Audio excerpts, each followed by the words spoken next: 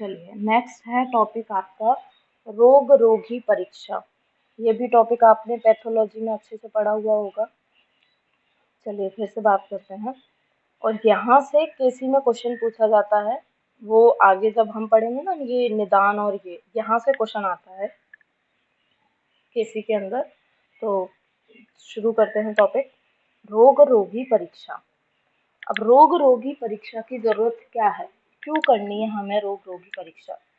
जैसे आपके पास कोई भी रोगी आया और आपको नहीं पता कि इसको कौन सा रोग हो रहा है, तो आपको जब तक पता ही नहीं होगा कि इसको रोग कौन सा है, तब तक आप चिकित्सा लिखोगे कैसे कि उसको कामला है, पांडु है, रक्तपित्त है, गुल्म है।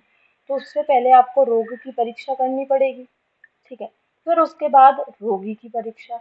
अब रोगी की परीक्षा क्यों करनी है, वो इसलिए कि आपको रोगी को किस तरीके की कितने बल वाली औषध देनी है। हर कोई जो पेशेंट है वो प्रवर सत्व वाला नहीं होता। किसी का सत्व प्रवर होगा, किसी का मध्य होगा, किसी का अवर होगा।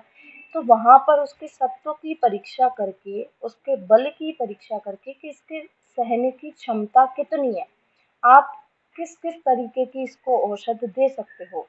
जैसे कोई पेशेंट है आपके पास बहुत दुबला पतला आया, तो आप उसको वमन नहीं करा सकते। तो इसीलिए रोग और रोगी दोनों दोनों की ही परीक्षा कराना बहुत जरूरी है। जब तक आप दोनों की परीक्षा नहीं करोगे, आप चिकित्सा को सही तरीके से नहीं कर सकते। तो चिकित्सा में प्रवृत्त होने से पूर्व चिकित्सक को रोगी व रोग की परीक्षा सम्यक रूप से कर लेनी चाहिए। अब ये तो हमने सीख लिया कि हमें ट्रीटमेंट लिखना है तो हमें रोग की परीक्षा करनी है, रोगी की, लेकिन करोगे कैसे, कौन से मेथड है जिससे आप रोग की परीक्षा करोगे, कौन से मेथड हैं जिससे आप रोगी की परीक्षा करोगे।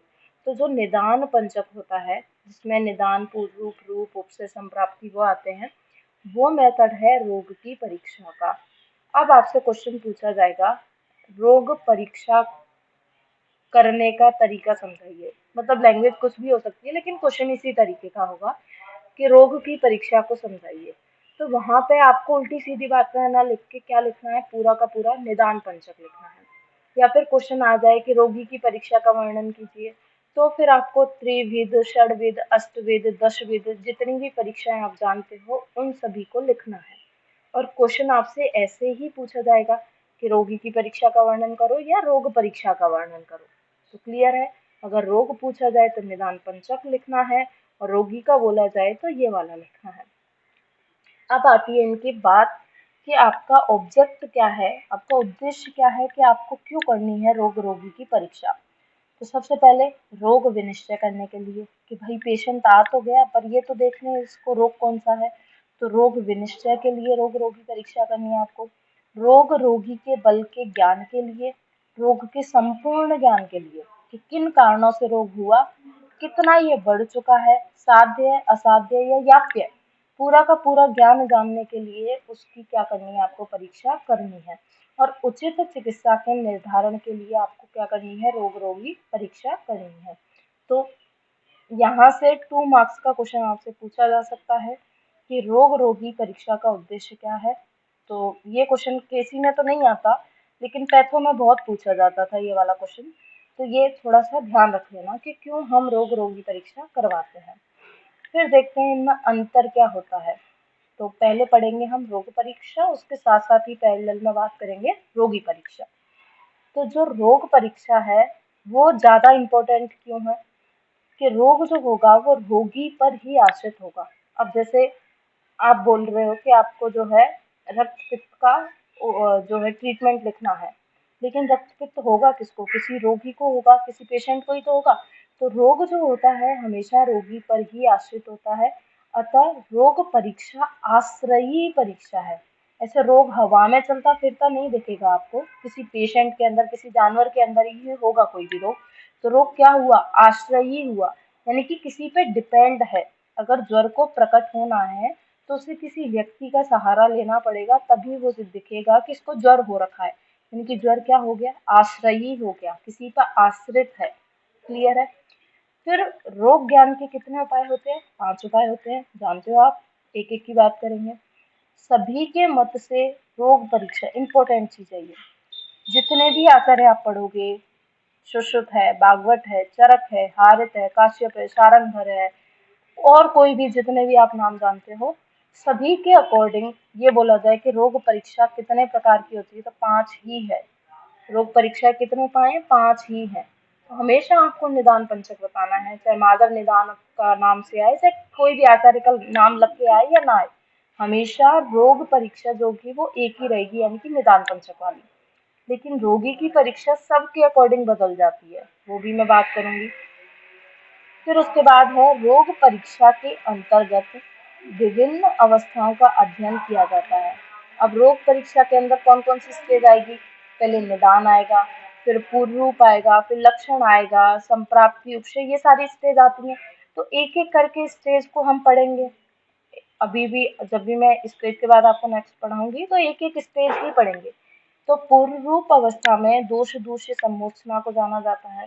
पहली बार पूर्व रूप कहाँ पे प्रकट होते हैं? षड क्रिया काल की जो चौथी स्टेज है, स्थान संश्रय, वहां पे क्या होता है? दोष और दूष्य की सम्मोचना होती है। कैसे होगी एकदम डिटेल में बात करूंगी जब षड क्रिया काल पढ़ाऊंगी तब।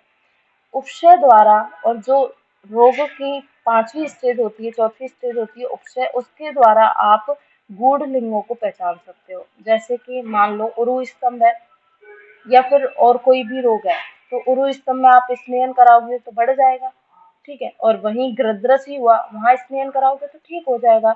तो वो क्या है? उपशय है, उससे आप छुपे हुए रोगों को जान सकते हो। तो ये तो हुई रोग परीक्षा। फिर आती है रोगी परीक्षा। रोगी परीक्षा में क्या आएगा? आतुर का शरीर चिकित्सा के लिए कार्यकारी स्थान है। चिकित्सा किसकी करोगे? रोगी की ही तो करोगे। तो चिकित्सा के लिए जैसे आपको कोई प्रोसीजर करना है, वो भी किसके शरीर में करोगे? आतुर के शरीर में करोगे। रोगी परीक्षा की अनेक विधियां होती हैं। अब एक एक करके बात करेंगे। दशविध परीक्षा कौन से आचार्य ने बताई है? आचार्य चरक ने। आपने चरक विमान 8 पढ़ा होगा, उसके अंदर आचार्य चरक ने दशविध परीक्षा का वर्णन किया है। षड्विध जो परीक्षा है वो आचार्य सुश्रुत ने बताई है।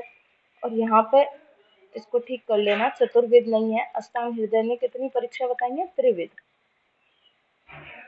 दर्शन स्पर्शन प्रश्न, त्रिविध परीक्षा किसने बताई है? अष्टांग हृदय ने। एक और होती है अष्टविध परीक्षा, यहाँ मेंशन नहीं है, लिख लेना।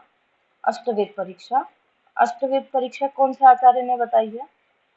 ये बहुत बार पूछा जाता है, ये वाला क्वेश्चन एआईपीजीटी में। योग रत्नाकर ने, ठीक है, इसको लिख लेना, योग रत्नाकर। तो त्रिविध परीक्षा किसने बताई है?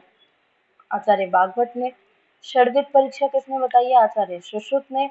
अष्टविध परीक्षा किसने बताई है? आचार्य योग रत्नाकर ने। और दशविध परीक्षा किसने बताई है? आचार्य चरक ने। तो सबका देखो कहने का तरीका बदल गया, अलग अलग कॉन्सेप्ट हो गए रोगी परीक्षा को बताने के लिए, लेकिन रोग परीक्षा सभी की क्या है? सेम ही है, सब यही बोलेंगे, निदान पूर्व रूप, ये वाली बात।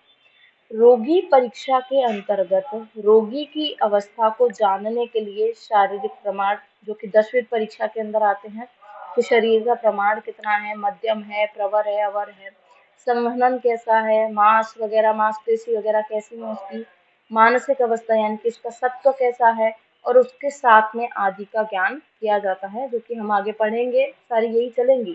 तो यहाँ पे बहुत शॉर्ट में लिखा गया है रोग और रोगी परीक्षा के बारे में। फिर उसके बाद है, पहले पढ़ रहे हैं हम रोग परीक्षा। रोग परीक्षा,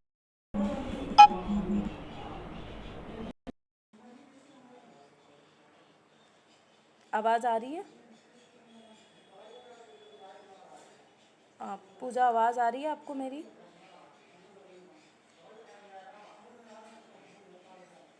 मेरी आवाज आ रही है पूजा आपको?